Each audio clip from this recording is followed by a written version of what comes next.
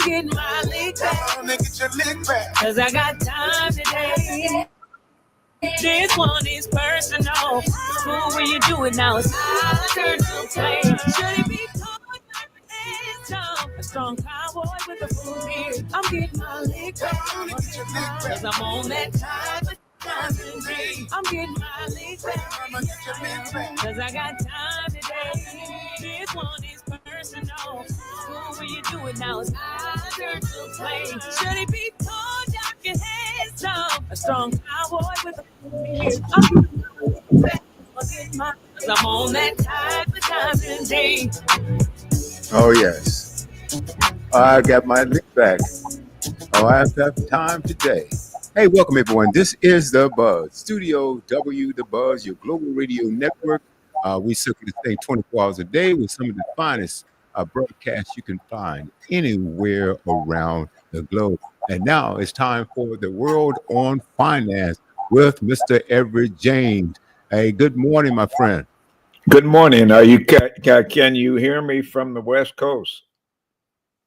Loud and clear. Loud and clear. It's just like if you were next door. Hey, that's great. All right. So, Ev, what are we talking about today? Well, we certainly are going to just mention the possibility of some kind of a rebate that might come our way because of the tariff income. And we're going to, take a look at some of the filing tips that are important for our taxpayers to save money, and then followed up by another look at what is going on with Medicaid and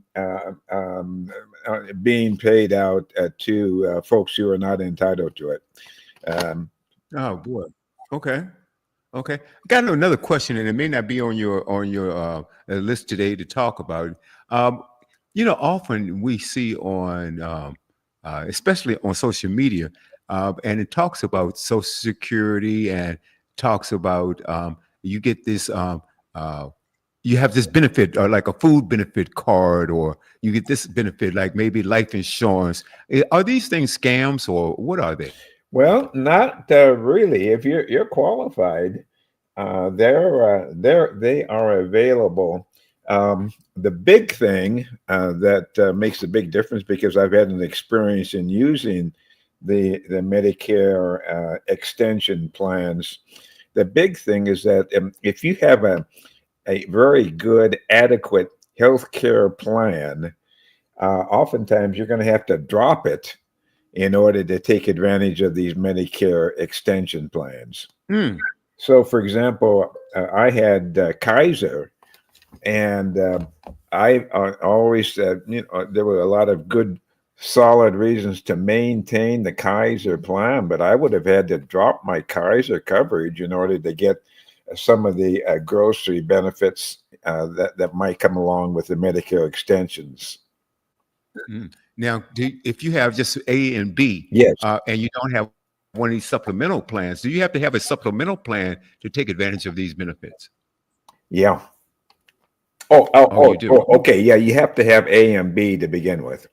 Yeah, A and B, but do you also have to have like Medicare Advantage plans? No. An additional plan. Oh, okay. Very interesting. Okay, I'm gonna step aside. Good stuff, Ev. Thanks. Thank you. That's all right. And welcome, listening audience. Everett James here again every Wednesday morning, 10 a.m. on the West Coast, 1 p.m. on the East Coast. We invite not only your listenership, but we invite you to take part in our weekly programming. And that can be accomplished very easily by calling in questions or comments, or by using the internet access to our specialists. My name, Everett James, can be reached at 951-522-9877. Or through the internet, evjtax1@gmail.com. This information will be repeated before at the conclusion of our program. Again, 951-522-9877, or through internet, evjtax1 at gmail.com. Do not spell out the number one. Just it's just EVJ tax and then just the numeral at gmail.com. Okay, folks. As promised, this reporter will try to keep you up to date. Here we are, August 6th, 2025. And, for those folks who filed an extension, guess what? You have approximately just a little bit over 2 months of time to submit your 2024 tax return. That's not really a great deal of time. So for those who did obtain extensions for filing the 2024 tax return, you only have about 2 months before the deadline for getting that extension 2024 tax filing in no later than October 15. That's coming up just over 2 months from now. And of course, folks who are living outside the country automatically by law have extended periods of time to file their tax return beyond the April 15th deadline of this year. And of course, that's that deadline is already passed. As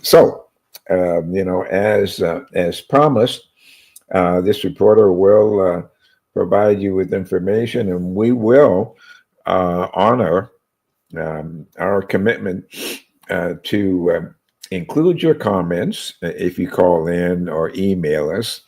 And as a bonus, this reporter will provide a cost-free tax evaluation for folks who do take part in the program for the tax year 2025. Okay, folks, because of the just incredible, bold steps of our current president, Donald J. Trump, because of his bold, fearless action on the world stage through the tariff program, and the incredible amounts of income that is bringing into the coffers of the United States. Because of that, there is talk afloat regarding the possibility of a tariff-related income with American taxpayers, potentially a return to American citizens. Income in the form of a rebate check. Wow, is that possible?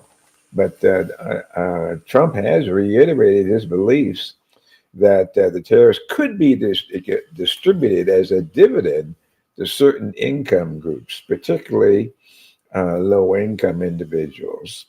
So believe it or not, there are a number of House representatives and senators who've already floated some ideas introducing bills to send out a 5% some type of a rebate, and there would be it would be limited to folks who, for example, whose income, if they're married, does not exceed $150,000. And I'm pretty certain that for single persons whose income does not exceed $75,000 or tax,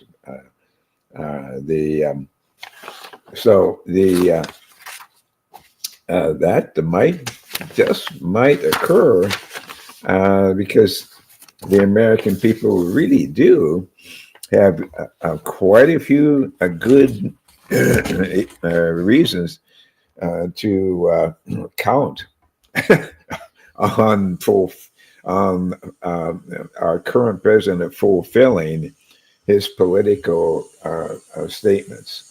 You can count on it if it's coming from the Oval Office. Speaking about various taxes. There is a move afoot in the education area to bring tax literacy into the classrooms. With the school year just around the corner, here we are, wow, in August, and when you really come right down to it, it's just, it's hard to believe it's just next month. Families are out busy shopping for pencils and backpacks, while teachers are planning lessons. Can you believe that? We're that far along. Though high schools will continue to teach the next generation about civics, English, and math, one critical topic remains missing from a lot of classrooms: taxes. This absence of tax literacy in education is really striking, especially in a year when taxes have dominated both the national headlines and our daily conversations.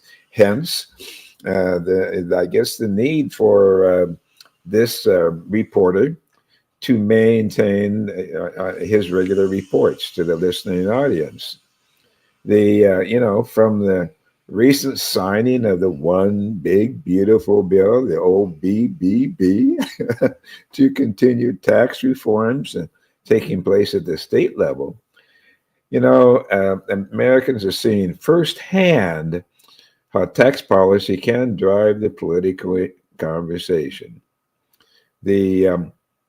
More importantly, they're seeing how policy impacts so much of our daily lives, shaping our prices at grocery stores, and even influence how much we tip our servers when we go out to dinner. So whether it's a debate over who pays what or questions about how tax revenue should be spent, taxes are no longer just a topic during our filing season. They become really, certainly they become a year-round discussion. But just because we're talking more about taxes doesn't really mean that we're understanding them better. A recent Tax Foundation poll found that over half of Americans really lack a lot of basic tax literacy, regardless of age, income, or education level. Only 2% of the respondents exhibited proficient tax knowledge. 2%? But to make matters worse, the IRS taxpayer advocate called the tax illiteracy the most serious issue facing taxpayers in 2024. That is a problem. And I would venture to add to the reasons that are really obvious right from the get-go, just in addition to the lack of that information and knowledge being disseminated in school. You do have the reality of a absolute deluge of people from other countries who not only do not have command of the English language, but certainly do not have the knowledge and the command of the tax issues. So, this is a problem that schools should address early on in the students' lives, because the gaps in their knowledge just are not in high schools. Even among those with a higher degree, fewer than 1 in 4 could correctly identify where the government raises most of its revenue from. And as an example, if you ask most people, if you take the top 1%, the top 1 percentile of our income bracket for people, what amount do they actually, what percentage do they actually pay of the total tax bill? Would you believe it's 40%? Latest figures, the top percentage of the income bracket pay 40% of the total tax bill. So, when people are expected to navigate a system they were never taught, confusion is inevitable. Without foundational knowledge, people are a lot more likely to feel abandoned by the tax system, and that results in compliance costs and lost revenue. Now, the reasons are very varied, but so are the misunderstandings. The poll that I mentioned earlier made clear that the people who do not understand who pays taxes, how much people do pay or don't pay, or even how federal tax brackets apply to their own income. Some folks worry that earning more money will push them into a higher tax bracket and result in less earnings. Well, in reality, keep in mind that only the income within each bracket is taxed at that corresponding rate. So, if you do experience higher income putting you into another bracket, they're not going to tax all of the money that you earn before hitting that bracket. Keep in mind that the income, you're only going to be taxed just on the income within each bracket that correspond with the corresponding rate. The national poll found that just 20% of taxpayers who advocate for increased taxation on high earners know the correct percentage of taxes that are paid, as I mentioned, by the top 1%. And as I mentioned, it's actually about 40.4% in 2024, and that's according to IRS statistics. And that was before, that's of course before Congress passed a complex new tax code with a new law in place that adds a host of new tax cuts, definitions, temporary provisions into the mix.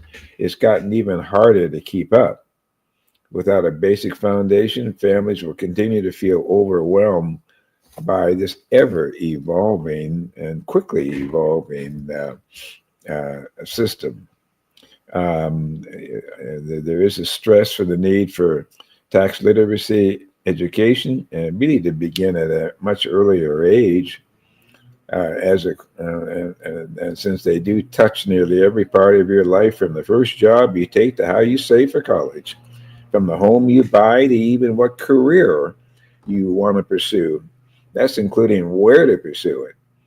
And then understanding the tax implications can really make a real difference. Now, the good news is that more states are embracing financial literacy in schools. More than half of our states have made huge progress in having financial literacy education requirements in high school. But now is the time to go a step further and ensure that tax literacy is no longer overlooked or given, the second considerations in scheduling. And this back to school season during this back to school season right now. Let's go beyond teaching students how to balance the budget or open a bank account. Let's also teach them what's taken out of their paycheck and why, what to expect at the register, and where can they expect to encounter various taxes. Tax literacy shouldn't be left to guesswork or learn the hard way. It really deserves a place in the classroom. If taxes are a part of everyday life, they should also be part of everyday education. So looking at just now, and again, considering the huge progress that has been made by the OBBB, the one big beautiful tax bill that was enacted by our by the federal Congress and signed by Donald Trump, as you will recall, really just last month on July 4th. It's this OBBB will go down as without a doubt, it's one of the more comprehensive packages ever undertaken by our congressional representatives. So first off, let's take a quick look at some of the campaign promises effective for 2025, which is the current tax year, through 2028. Actually, that's a 4-year period. Employees and self-employed individuals can deduct qualified tips received in occupations, and they will have a deduction for those tips that they received. What are the qualified tips? Are they voluntary cash or charged tips received from customers through tip sharing? The maximum annual deduction for those tips for the exclusion of tips from taxes are cash tips received from customers through tip sharing. And the maximum amount of tips that you can deduct from tax is $25,000. For self-employed folks, the deduction may not exceed the individual's net income without regard to this deduction. It's available for both itemized folks who itemize and those who do not itemize. You do have to include your Social Security number on the return, and if you're married, if you're filing jointly, you have to. If you're married, you have to file a married filing joint. You cannot obtain those tips if you're married and you file separately.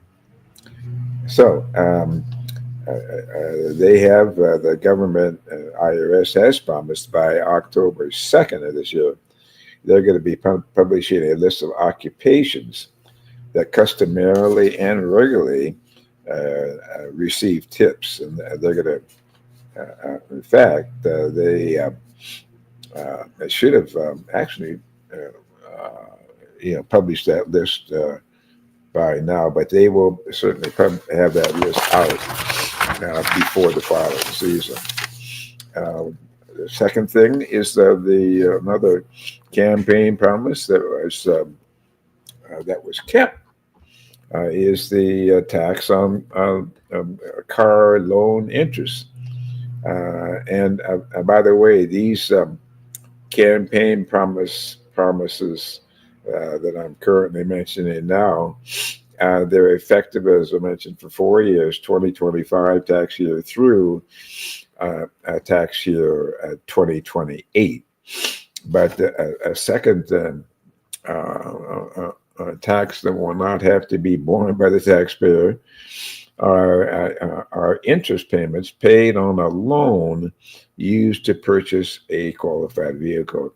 Now, keep in mind that this is if you have a lease you're paying for a vehicle through a lease arrangement, that this is not covered. But this is only covered if you're purchasing a vehicle for personal use and meeting other eligibility criteria. Maximum deduction is $10,000. And it does phase out that allowance. This does phase out for taxpayers whose modified adjusted gross income is over $100,000, $200,000 for joint filers. That is so. For additional details on that exclusion from taxation, feel free to call in questions on it. We'll provide additional details. The third promise that was kept during the campaign, no tax on overtime, is effective again for 4 years, 2025 through 2028. Those who receive qualified overtime comp can deduct the pay that exceeds their regular rate of pay. And it's available like the other deductions, available for both folks who are both itemizing and folks who do not itemize. Got to include your Social Security number. And if you're married, you have to file. If you're filing, you can't use this break if you're filing separate. You got to, if you're married, you have to file jointly. An additional big deduction for a tremendously exploding portion of our population, seniors. Wow. Effective again, 4 years, 2025 to 2028, individuals who are at 65 and older may claim an additional deduction of $6,000. This deduction is in addition to the current additional standard deduction for seniors under existing laws. So basically the standard deductions have been increased, and for if you're just through the standard deduction increase, you're going to get an additional $1,600 deduction through the standard deduction regime. But in addition to that, there's this new bonus deduction of $6,000. If you're age 65 or older, you have to be 65 or older, on the last day of the year, on or before the last day of the taxable year 2025. The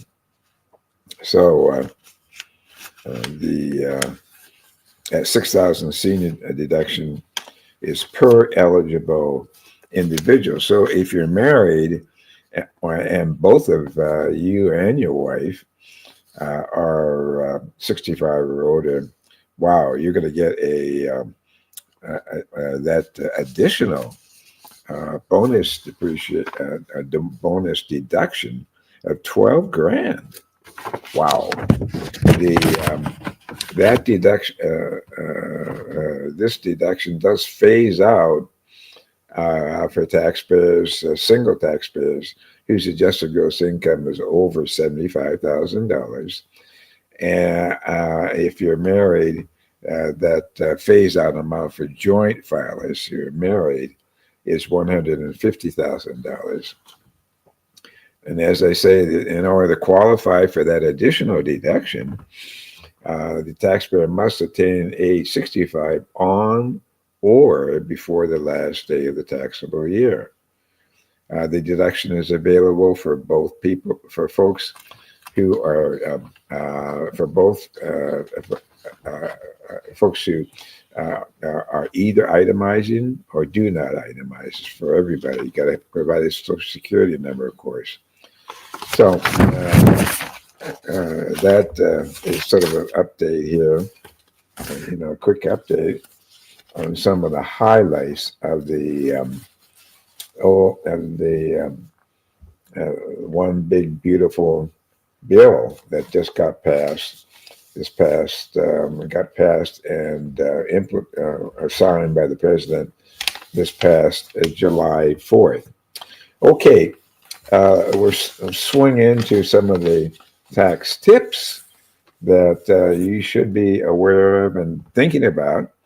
I mean, let's face it, for 2025, when you start filing your tax, when the tax filing season begins. By the way, there is going to be, because of all of the changes, there is going to be a delay in the beginning of the tax filing season, and that's because of all the multitude of software changes that IRS has to implement. So they will be publicizing that the delayed dates in the actual filing season for the tax year 2025. But again, I do remind folks who did obtain extensions, you only have 2 more months until October 15th to get that 2024 tax return filing in. And for folks who will be eyeing what they can do to improve their tax situation for 2025 tax year, you really do need to be making some changes in your withholding rates. Now, since you at least have 5 more months, October, November, December, before the end of the 2025 tax year.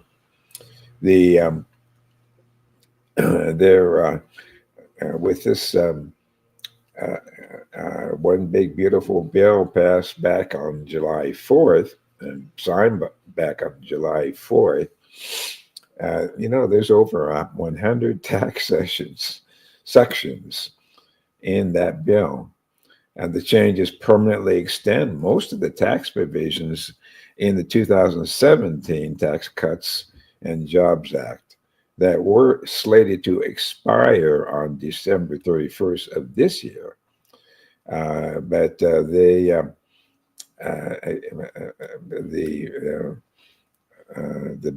the one big beautiful bill that just got passed just got approved by the president back on July 4th, they were set to expire at the end of this year. But now we have new tax breaks. We have repealed, the Congress has repealed clean energy credits that were set up in the 2022 Inflation Reduction Act, and a lot more. So a lot of changes begin in 2025. Others will take effect actually in 2026. Most of them are permanent. Some are temporary, and we'll keep you up to date on that. One of the things that will stay the same: C corporations will continue to be taxed at the 21% rate. And that was set up in the 2017 tax changes back in 2017. But C corporations are taxed at 21%, and individuals have a new top rate of 37%. The individual alternative minimum tax changes are permanent. Even they're permanent, but they still have a few changes.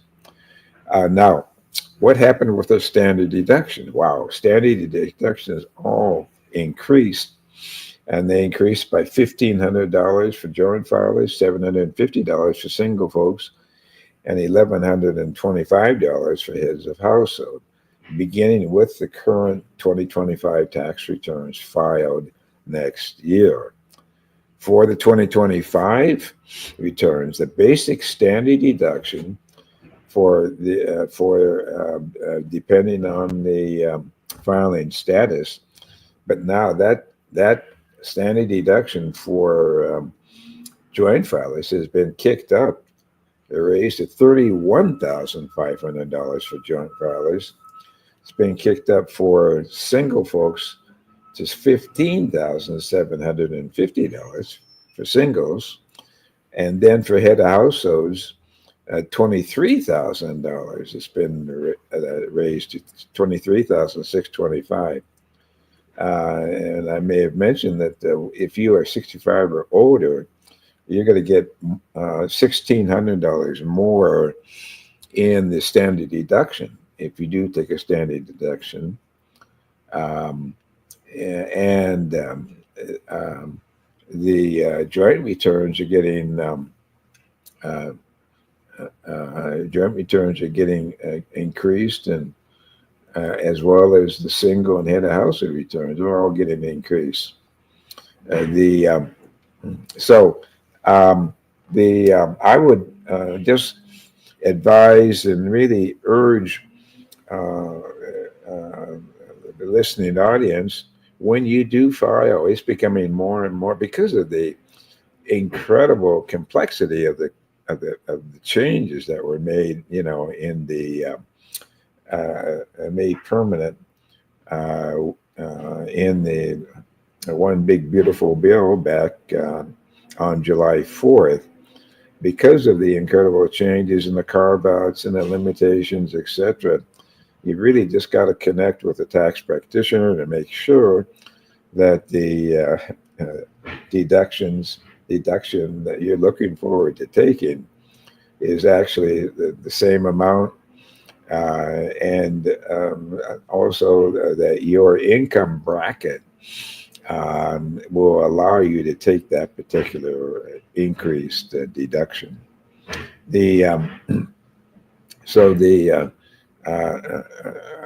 Second major area, in addition to the standard deductions, is the child tax credit. That child tax credit has literally been, quote, beaten to death by many folks on one particular side of the political aisle. They just beaten that to death to hopefully influence lower income taxpayers to vote their way. But that child tax credit, got raised up to $2,200 per qualifying child. Now, that has the Democratic Party's footprints all over it, because it was increased, only increased by $200 from $2,000. The 2017 legislation raised it from $1,000 to $2,000. But I'm sure that this increase of $200, would probably, was approved or come up. That idea was come up with by one particular side of the voting population. In any case, that is a item that is being adjusted annually for inflation. The refundable part for folks in the lower income brackets is $1,700. You have to have a Social Security number, and as I mentioned before, to claim that child tax rate, you still got to have that Social Security number. Okay, this three breaks for the child in dependent care credit. That's on, reported on Form 2441. But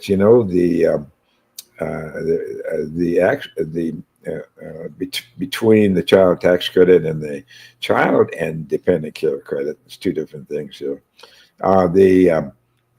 For this filing season, that child and dependent care credit is actually more generous than the child tax credit. Now, the maximum credit for the child and dependent care credit for 2025, it's $1,050 for one dependent and $2,100 for two or more dependents. The bill, the One Big Beautiful Bill, increased the top credit to $1,500 for one person, at $3,000 for two or more dependents. Working parents can contribute regarding the flexible spending account, the FSA. Working parents can now contribute up to $7,500 to a dependent care FSA, a flexible spending account. That actually begins in 2026.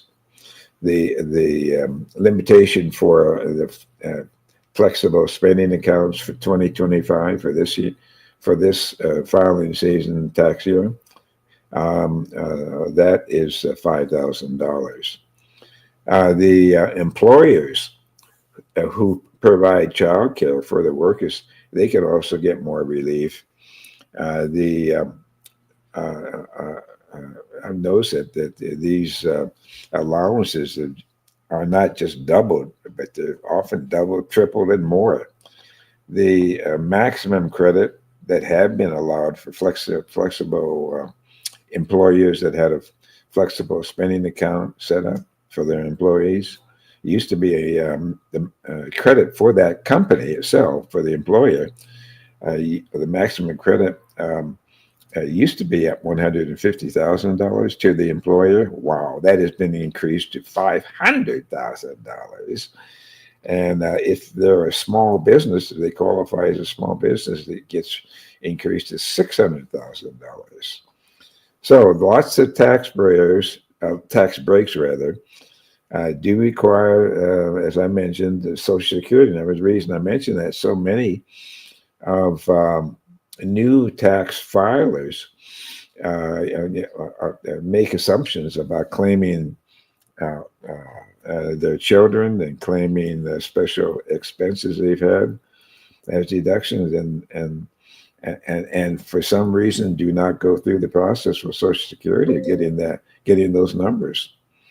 Now, the biggest deduction, of course, for seniors, of course, has been this bonus $6,000 deduction that I've mentioned, and that is in addition to the automatic increase of $1,600 for folks who are taking the standard deduction as opposed to the itemized deduction.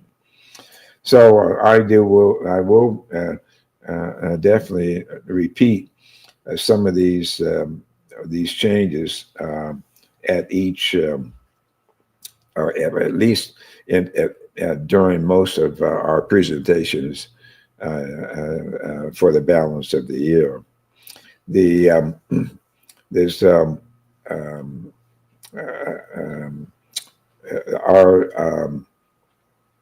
lots of tax breaks, and you really do need to stay in touch with your tax preparer to make certain that those tax breaks that you've heard about are ones that you can make available to your situation. The higher lifetime estate and gift tax exemption is now permanent and bigger, $15 million, starting with deaths that take place in 2026. The exemption for 2025 deaths, DEATHS, is $13,990,000. The top federal estate tax rate stays at 40%. The so some of the other things that did get changed in the one big beautiful bill for itemizers of Schedule A, as you will recall, the limitation, it has been a limitation on that amount that can be itemized at $10,000. That's from the 2017 Tax Cuts and Jobs Act under Donald Trump. But that, for beginning for 2025 to 2029 in the one big beautiful bill, that goes up to $40,000. So the maximum that can be claimed a deduction under Schedule A got raised by 30 grand. It does, keep in mind, it does go back down to $10,000 beginning in 2030. I guess, unless there's other amending legislation that takes place before the expiration date. But keep in mind that for 2025, that a state and local income tax deduction that can be as much as $40,000. That begins to phase out depending on what the modified adjusted gross income is of the filer. Actually, it's for a married filing joint folks, it's $500,000. Yeah, so keep in mind that it does have a limitation, and if you're a separate filer, it's $250,000, and so there are modified adjusted gross income, limitations. So just keep in touch with your tax advisors, so you'll know for certain whether you're going to be able to deduct up to $40,000 on the Schedule A. So the 2025 law offers these 4 new what they call above the line deductions. What does that above the line deduction mean? Well, it means that they're available for taxpayers who claim the standard deduction and for those who itemize on Schedule A of the 1040. So it really is available for pretty much on all taxpayers. The following 4 tax write-offs take place for the current 2025 tax return that we will be filing next year, and they'll last for 4 years, terminating in 2028. And as I mentioned, the new senior deduction of $6,000 per filer who's age 65 or older. The married couples with both spouses 65 and older, they can deduct 12 grand. And as I mentioned, the deduction starts to phase out for taxpayers with modified adjusted gross incomes. What are those amounts? It's actually $150,000 on joint returns. That would be when that deduction phases out for folks who are filing jointly and have modified adjusted gross incomes of over $150,000. The phase out point for single persons and head of household tax returns is $75,000. Okay, the second major above the line deduction is up to $25,000 to qualify tips. That's that write-off begins to phase out at modified adjusted gross incomes of over $300,000 in joint returns, $150,000 on others. So, you really do have to check all of the limitations on these additional write-offs. The third above the line deduction is up to $12,500 of overtime pay. That's deductible. And the fourth above the line deduction is folks who have an auto loan, and that's not a lease now, but an auto loan, they can deduct up to $10,000 of interest that they pay on loans to buy a new car, minivan, SUV, pickup truck, or motorcycle. Final assembly of the vehicle must have taken place in the United States, and the write-off for that deduction, interest deduction of $10,000, that has a modified adjusted gross income limitation of $200,000 for joint filers, $100,000 for others. So there's a lot of limitations that you really do need to be aware of. Not great news for folks who are professional gamblers. Starting in 2026, they can deduct only 90% of the losses against their taxable winnings. So keep in mind that if you are a gambler, you report the winnings, just the winnings, on the Schedule 1 of the 1040, and you deduct the losses on Schedule A, but you can only deduct losses on the Schedule A to the extent of the reported winnings. So they do have some limitations there. Again, starting in 2026, that really takes effect in 2026.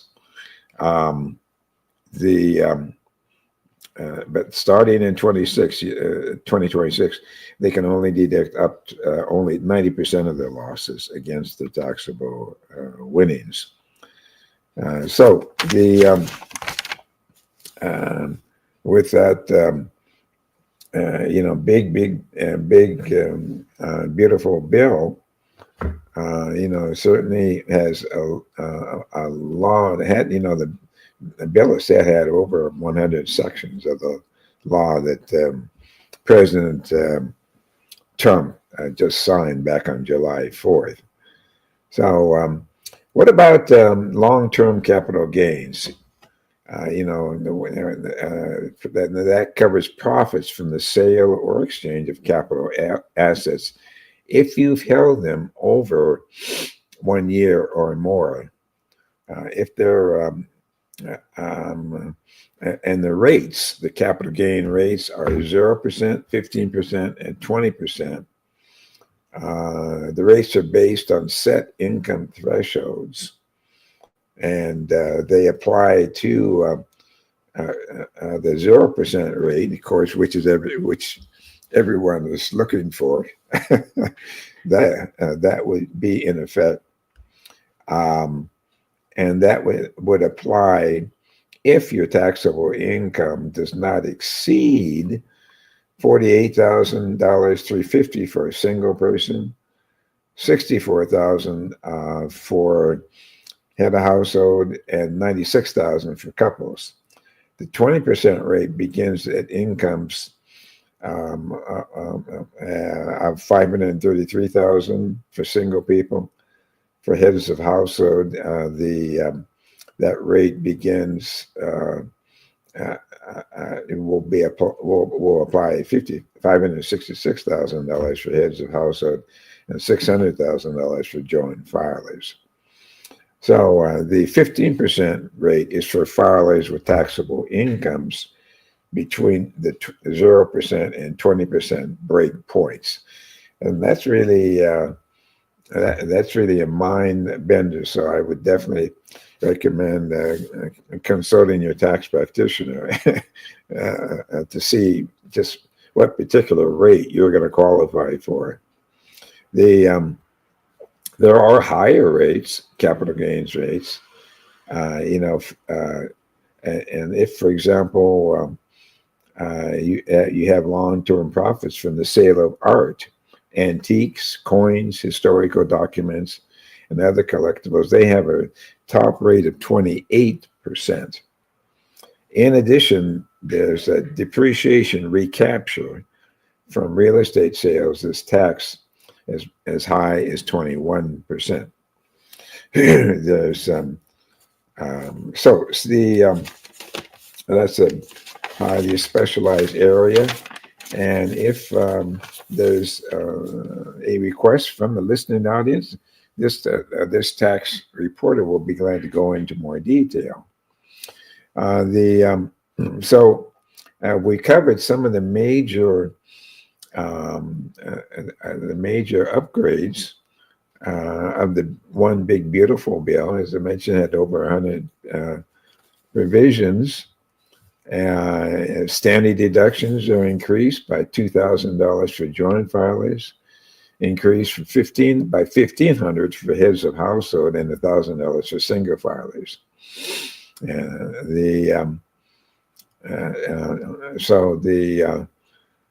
There's also, as I say, the $6,000 bonus deduction for folks who are 65 and over, and the popular child tax credit gets increased by $200 to a whole $2,200 per child.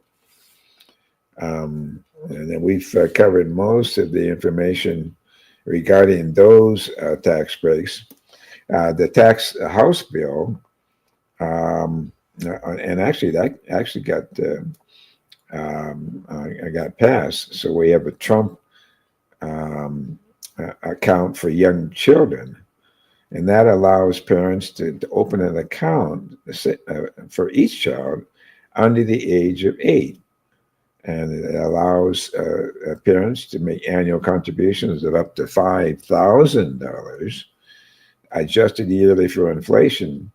And that could continue to be made until the child actually reaches 18. You can't take a distribution until the child turns 18, that is without a penalty.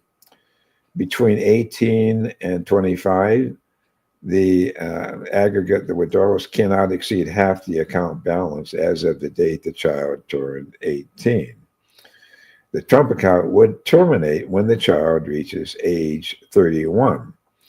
And at that time, if there's any remaining balance in the account, it would be paid to the child. What are the tax consequences? Well, the contributions are not deductible. Income tax on the earnings is deferred until the account owner actually takes distributions. Withdrawals of earnings used for certain qualified expenses, such as college, starting a business, buying a first home, they're taxed at long-term capital gains rates. Earnings on payouts used for other purposes are taxed at ordinary income rates, plus a 10% penalty if the kid is under 30. Okay, now the federal government is going to be automatically pitching in a one-time $1,000 for each child with a Social Security number born after 2024 and before 2029. So during that 5-year period, you're going to get extra benefits from the federal government. So this is sort of dubbed as the baby bond, and this was Ted Cruz's particular idea. Okay, just for your knowledge, cryptocurrencies at Department of Labor is really easing up on cryptocurrencies in retirement accounts. In March of 2022, the Department of Labor issued an advisory on cryptocurrency investment options governed by federal pension laws. Well, at that time, the Department of Labor viewed cryptocurrency as speculative and volatile and having a lot of risk that included fraud, theft, and loss. Over the last few years, the Department of Labor has probed some 401k plans that offered participants investments in crypto. So now, Department of Labor has now rescinded the March 2022 advisory, saying it was an overreach by the Biden administration and that it discouraged fiduciaries of 401k plans from including cryptocurrency investment options. Now, that may be one reason why cryptocurrency investing was substantially less than 1% of the total 401k market in 2024. So, I want to, just advise folks who live abroad, if you're listening from another country other than the United States, you did have until June 16th to file your return with IRS or to apply for a 4-year extension. And that would have pushed your filing deadline until October 15th. So there's a good number of people who are able to file the 2024 tax return if they had filed a extension request. So keep in mind that the United States taxes as citizens on a worldwide income, no matter where they reside. Expatriates can alleviate some of the sting of double taxation through foreign tax credits or other breaks, such as the foreign earned income tax and the housing exclusions. So, but Trump did support ending that double taxation of Americans living abroad and promised tax relief to this group of individuals while he was on the tax campaign trail. But the one big beautiful bill doesn't provide any such relief for those folks who are in jeopardy of having to pay double taxation. Keep in mind that if you're in a nonprofit and it's only set up to benefit you or one individual, doesn't qualify for tax exemption. Okay, folks, I think we've probably reached the end of this week's presentation. We're looking forward to your comments and questions by calling 951-522-9877, Everett James, or by sending a question or a comment to evjtax1@gmail.com. All right. Hey, thanks, Ev, for that information. And guys, we're also now, you can find Ev right now also on YouTube, Studio W The Buzz, YouTube, Studio W The Buzz, LinkedIn, Facebook Live. Also, make sure you download those apps.